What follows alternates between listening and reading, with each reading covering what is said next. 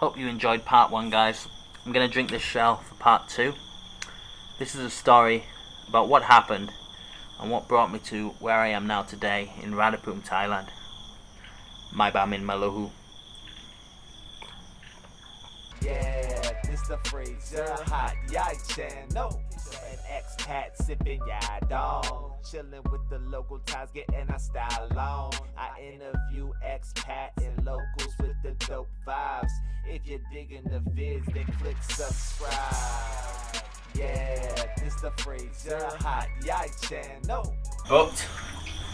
Next step was, let me think if there's anything else I want to say about my time in Phuket. So I met lots of crazy people there, loads of characters. I could go into detailed stories about everyone that I met there. People who ended up selling, foreigners who ended up selling drugs and ended up getting caught by the police and ended up having to be blacklisted from the country. Parents had to fly them in, pay the police like £40,000 to get their kid out of Thailand. I was in a bar in Phuket when someone was shooting a handgun into the roof. Someone I know, a friend who was training at the same Muay Thai gym with me, was shot point blank.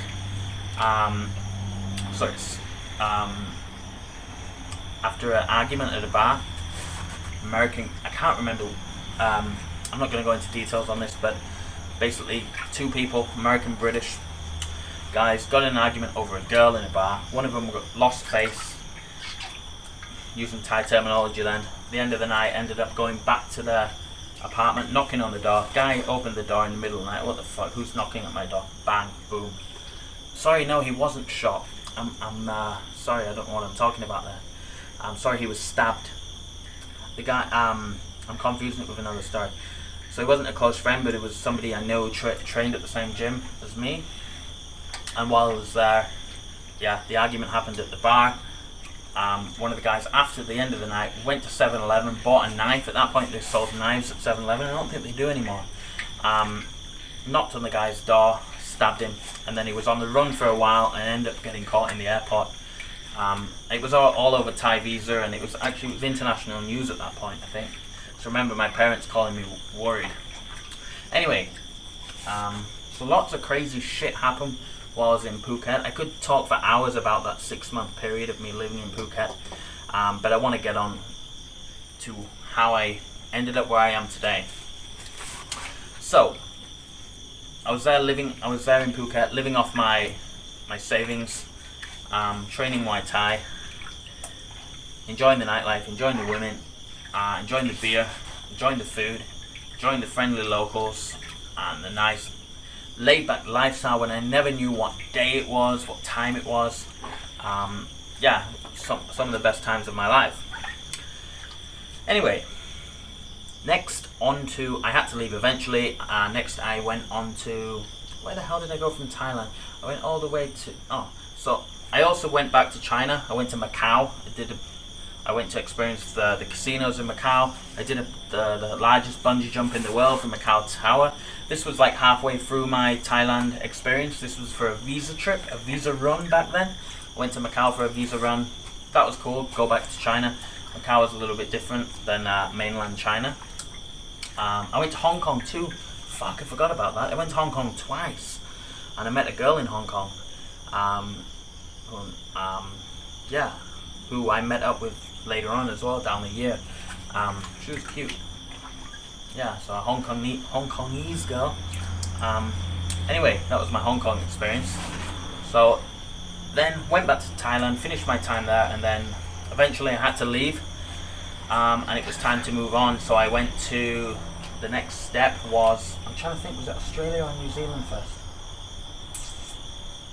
No, it was Australia. I went to Australia first. I think I flew to Sydney. I flew to Sydney. I think I only spent time I spent some time in Sydney. I had no plans. I think I was there for a month. I drank a lot of goon, which is bagged wine, boxed wine, cheap wine. They call it goon in Australia. It's some kind of tax rule or whatever makes it cheap.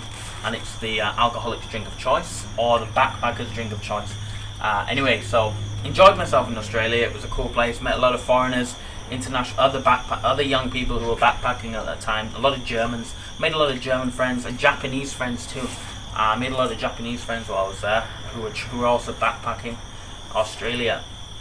After a couple of weeks in Sydney, I think I decided to do a surfing tour up the east coast of Australia. So I booked a surfing tour. I went on a big bus with like 40 other people, a massive coach, and we all went up the coast surfing. I think it was like 2 or 3 different coaches following each other.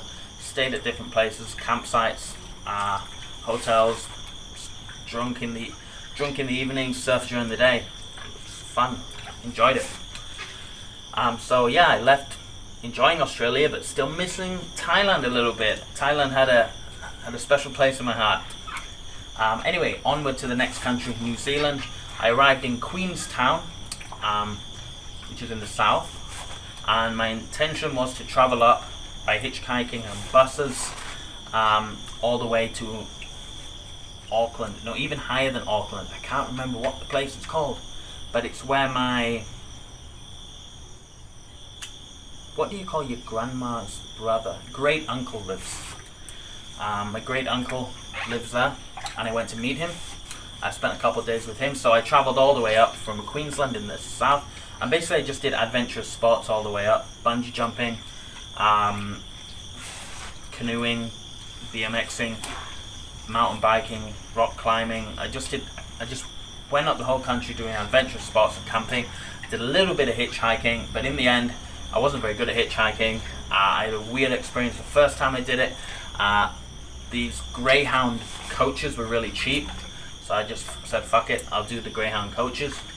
But I had no real plans. I remember booking one Greyhound coach from one city to another, and then I just saw this really awesome lake halfway through and just decided I'm going to jump off and stay here. So I had no real plans. I travelled all the way up the country, staying all over in random places. Anyway, I thought New Zealand, beautiful country. I think I prefer New Zealand to Australia. If I was going to live in that part of the world, I'd definitely choose New Zealand over Australia. By this point, my money was running pretty low, and I decided to move on to the next country. I was still recording. 23 minutes, is that it? I feel like I've been talking for hours.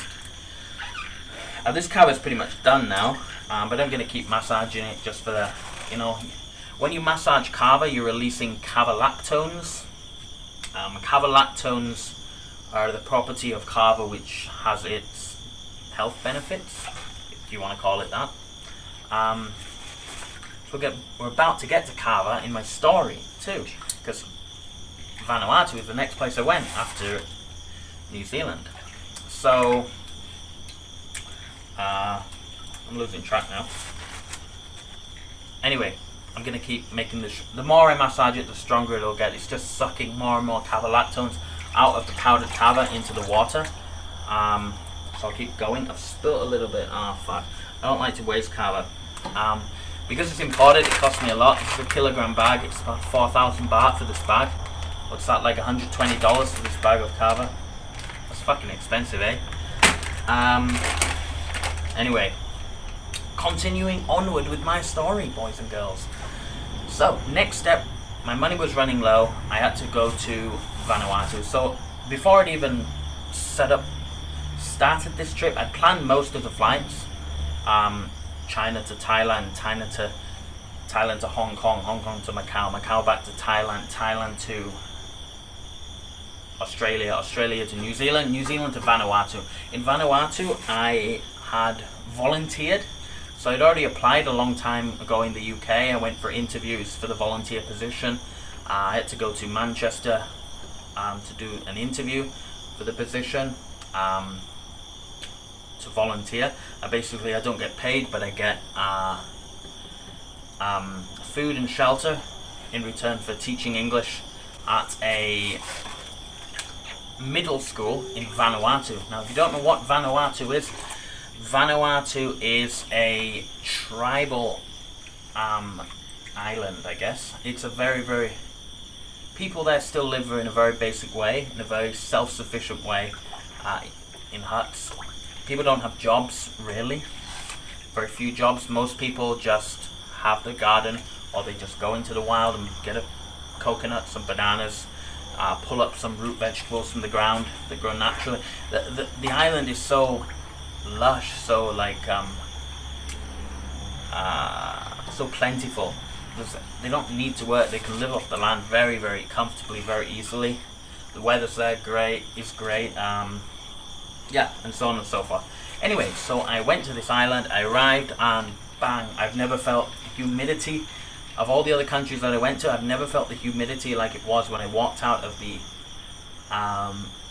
airplane into Vanuatu. But I guess that's the first time that I've walked out of an airplane directly into the open air and not into an airport via a air-conditioned railing or whatever. Railing, they're not called railings. Connector, whatever. Anyways, so I walked straight out of the airplane, down the steps. Very, very small airport in Vanuatu. Vanuatu is... have a look at it on the map, guys. I don't know if I'm going to edit this video and add in photos and stuff. I might do. Anyway.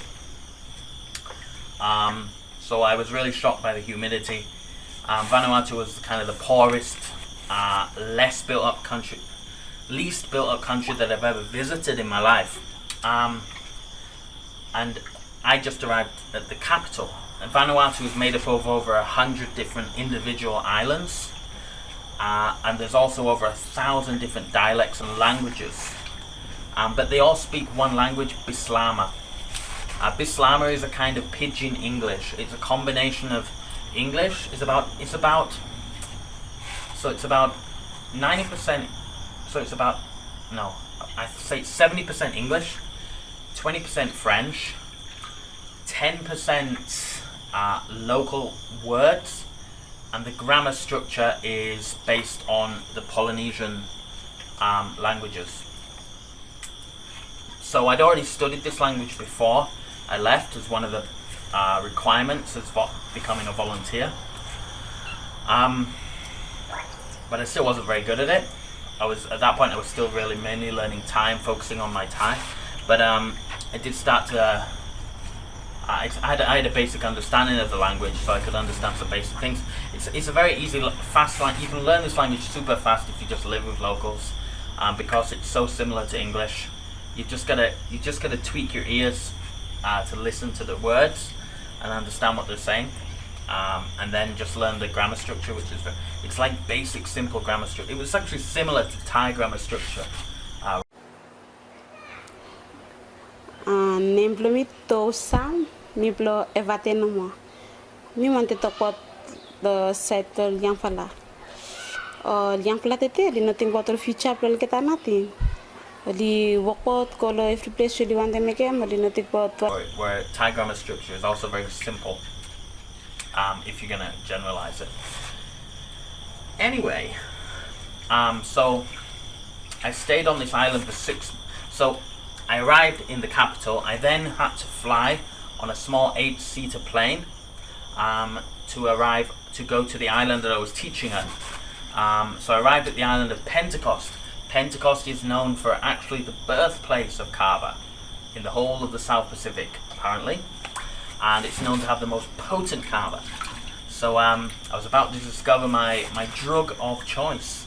Anyway, so I flew to Vanuatu. Sorry, I flew to Pentecost from the main island.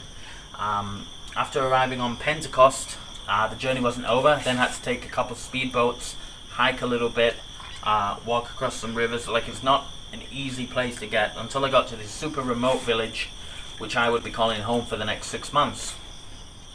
So yeah, I lived there for 6 months with the locals. I cooked on a fire every day.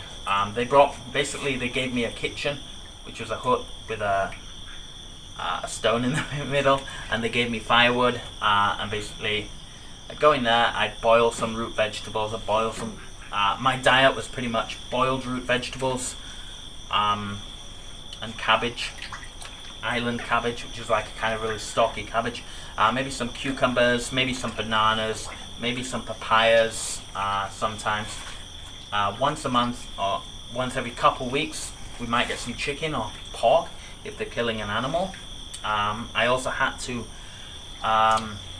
So halfway through there, they decided they were going to accept me into their village, and I had to do a welcoming ceremony to become chief of a nakama, which means chief of a community hall. So there's a new community hall.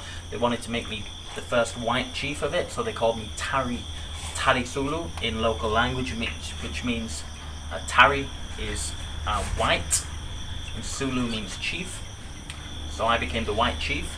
In order to become the chief, I had to kill a pig with an axe, and then cook the pig on a fire, and then share the pig with everybody. So I did that. It was really awkward because it took, I don't know, I hit the pig wrong or something, and I had to, and once I'd done it once, the pig started screaming, and I was like, oh fuck, I don't want this animal to be in pain. So I went and striked again, and then I was like 2, 3, 4, 5, 6. I was like hacking it, and all the locals were like, oh shit, like what the fuck's going on? You're supposed to kill it in one blow, so I fucked up there. Yeah, but anyway, eventually I managed to kill it, and then it was whatever, the hairs de-haired, so they put it on the fire to try and burn off all the hairs. Then they just randomly chop it up, take out the intestines, clean it. You know how it works, how you cook meat. And then they cook it on a big stone oven underground. So it gets wrapped in leaves, put in a hole, and then hot stones are taken off a fire, put on top of it. I'm sure you've seen this kind of cooking before on Discovery Channel. It's then reburied and left for a few hours just to slow cook. And then you have some nice pork. Share with everyone, and I became chief of Nakama. Anyway, so I lived on this island for 6 months. I started to go a little crazy after the 3rd month. Let me add in this video of me going crazy on that island.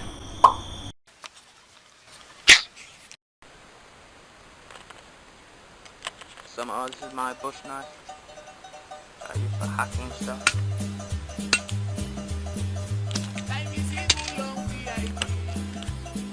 And you can read it. It says knife of doom. There's some kind of hope. What do you say? I know. Actually, Part 3 months is fine.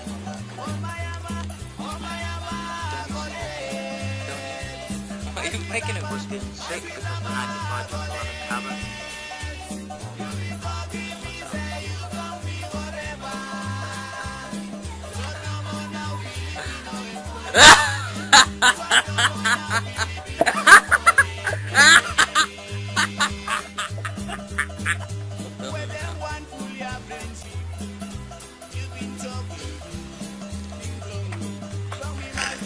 A lot of Kava don't eat much, get sick, real lemons.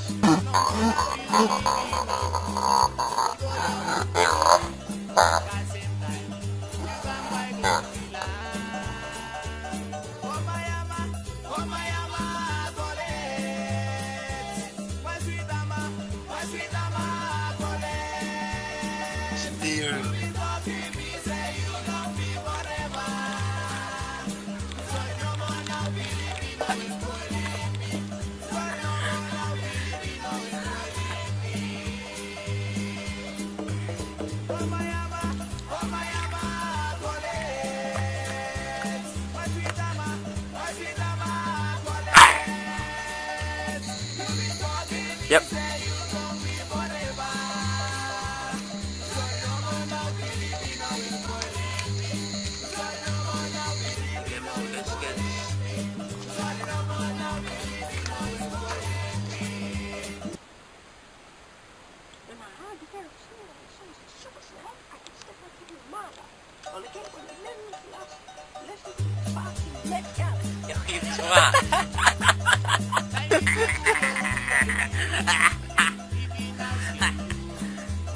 Real lemons.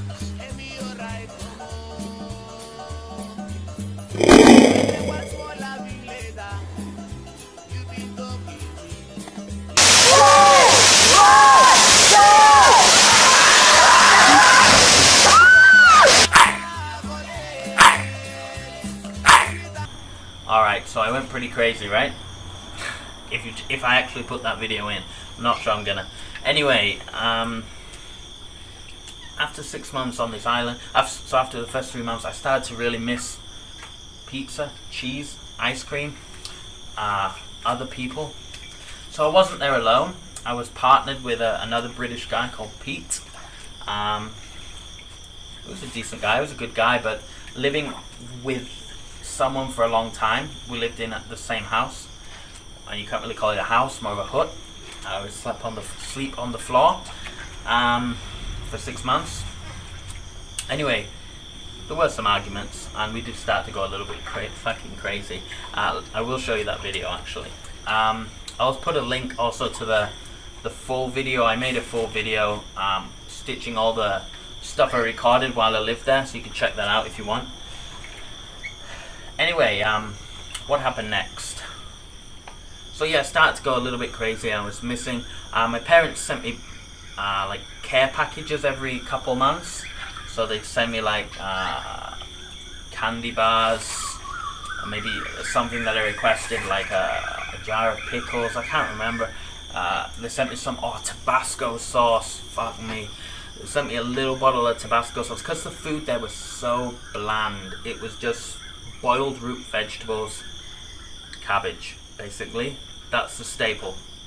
Sometimes you get rice, but they cook the rice almost halfway between cooked rice and halfway between a congee or a jok or a rice porridge. So they didn't cook rice well. It was horrible, stodgy, cheap, low-grade rice from China that was donated. So that was the other thing that we could eat. Sometimes they'd make bread, but again, they made the bread in such a horrible way.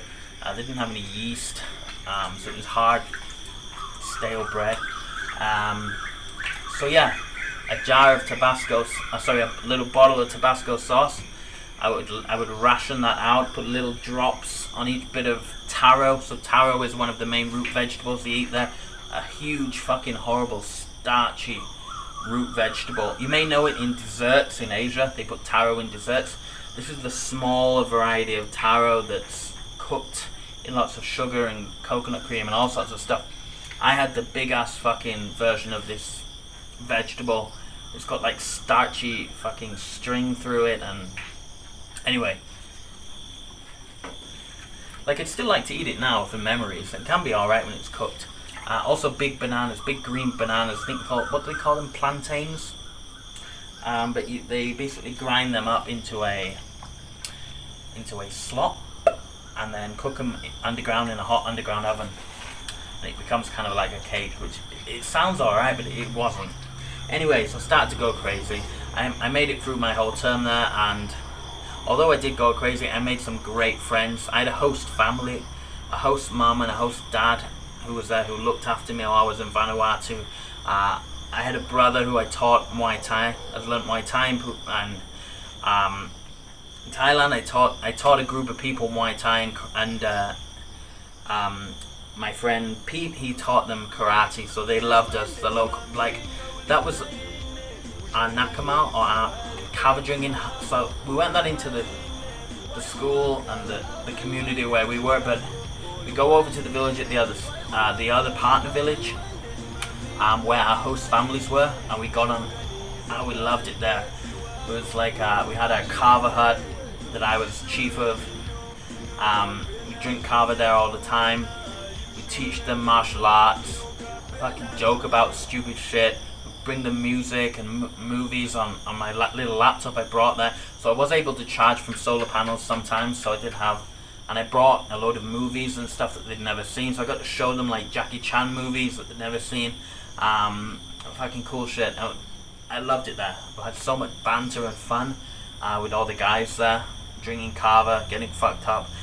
I even like managed to bring over like alcohol and give them tequila for the first time and whiskey for the first time. Really bad influence on this tribe. I brought them like there's pictures of it. I'm gonna add this in. So like I gave them their first experience of whiskey and tequila and got them all fucked up, and managed to get some weed as well. We smoked weed together. There was a guy there who liked smoking weed and he had a plant, so we had weed. There's also 2 Americans on the same island that we were pretty friends with. They were working for Peace Corps, and they lived on the top of the island, and they were doing work with they were doing workshops on health and hygiene and trying to teach these guys shit, and they didn't listen. They didn't want their help, but they were there, Americans. They were two really, really cool people. Yeah, super cool, super awesome people, and yeah, we got to smoke a bit of weed with them too, and make pizzas. We managed to get flour and like weird preserved cheese, and managed to get posted over in care packages, and then we'd have a pizza night once every 3 months. So yeah, it was although I went crazy and it was hard to live there as an 18-year-old without electricity and things like that. It was a great experience, and Vanuatu is, I always say now, Vanuatu, Thailand, and England are 3 countries in my heart, for sure. Vanuatu and Thailand more so than England. Even though it's my birth country, I don't really feel much more comfortable in Thailand and Vanuatu than I ever did in the UK. Anyway, so where was I? After Vanuatu, I was supposed to go to America, but I wanted to go back and see my friends and some of the girls that I'd met in Thailand. So I changed my flight plans and went back via Thailand instead of via America. Oh my god, right. มาจากไหน